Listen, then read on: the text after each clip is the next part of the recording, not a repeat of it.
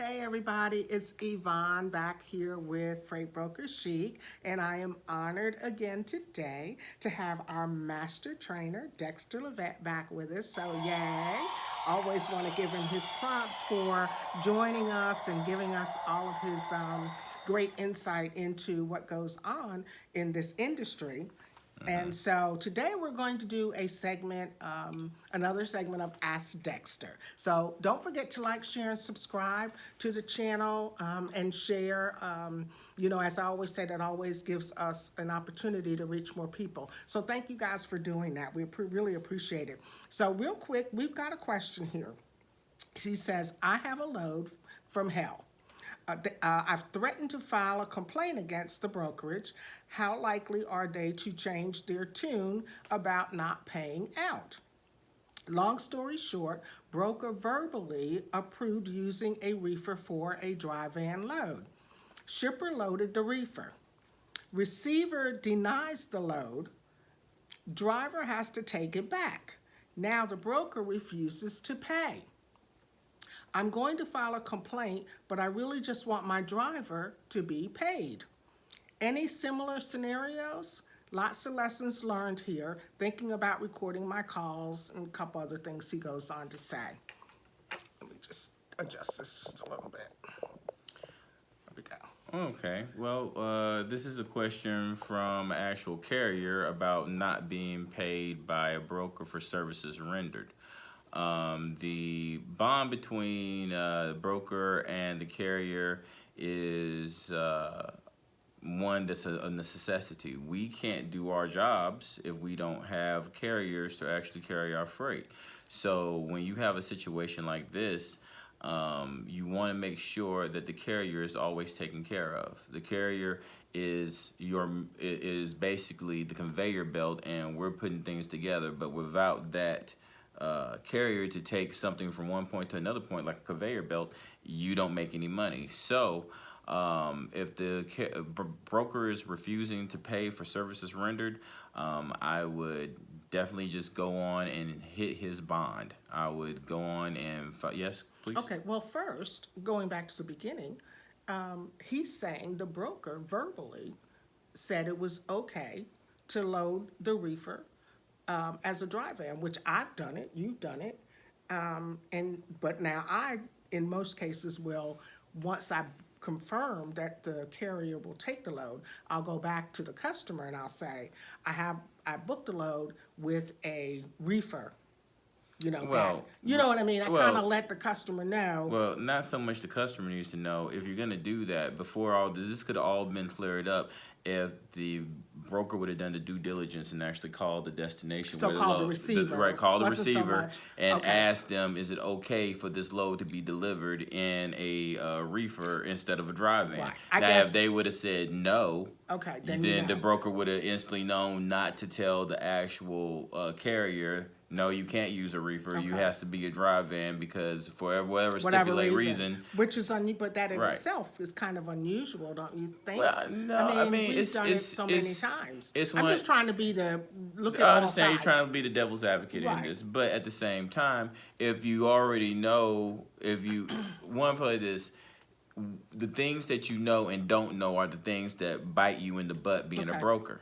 So you have to make sure all your T's are crossed and all your I's are dotted. And when a situation like this, if they were already wanted a dry van and they couldn't find a dry van and they decided to use a refrigerated unit on it, then he should have called at least the customer that we're picking up from and said, listen, it's okay. Can you check with your customer and find out if this is okay to use this? Gotcha. And so if it came back, no, our customer is saying that they don't want to receive it out of a refrigerated unit, then it was a no-go. But I understand brokers are busy booking more than one load. You want to try to get a load book.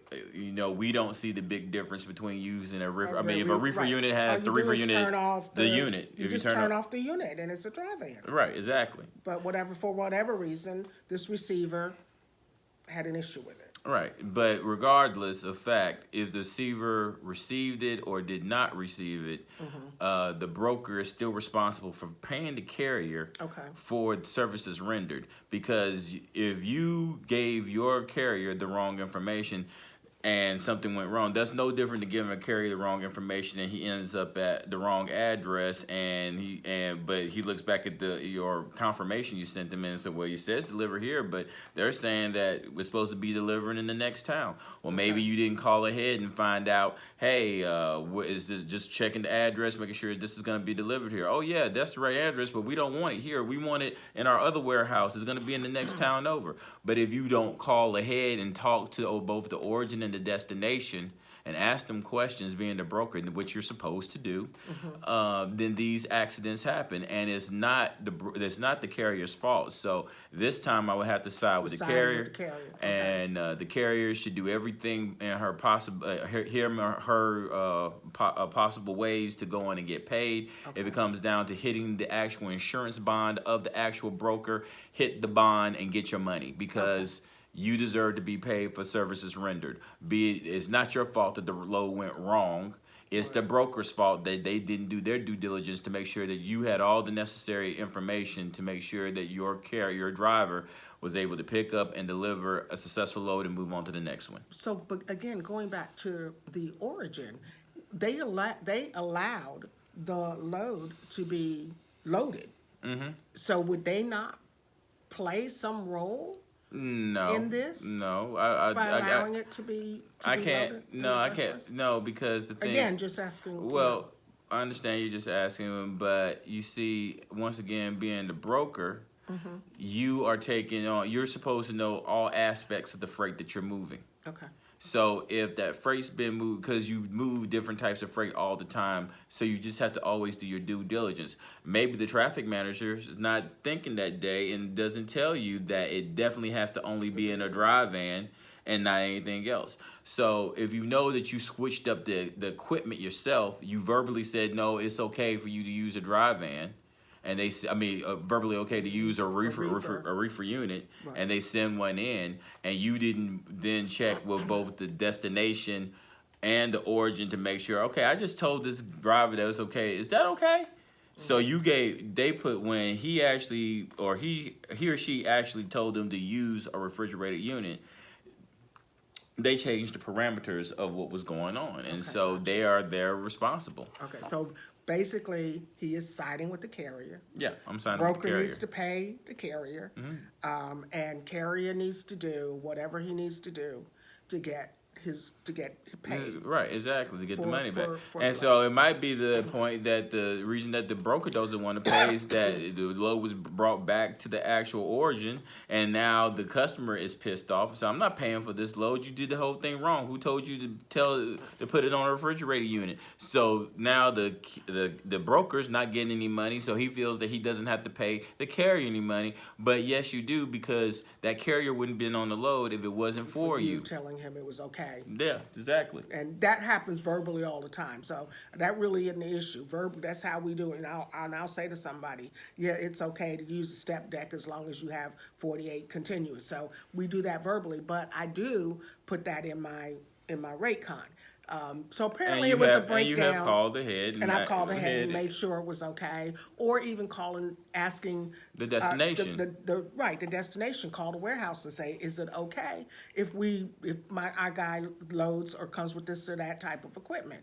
And they'll tell us yes or no. We do it all the time. So somewhere in there, unfortunately, like you said, maybe busy or whatever, and just didn't, dot their I's and cross their T's. And unfortunately, the carrier is now stuck in trying to get his driver paid. So hopefully that was helpful for you guys. In the event that you ever run into that situation, just always, always, always cover your butt, as we say. And listen, please join us again next time. We do have a training coming up on October 25th. For any of you guys that would like to join us, I'll have that information in the comment section. And we will see you next time here on Freightbrokerchic. Bye-bye, everybody. Have a good day.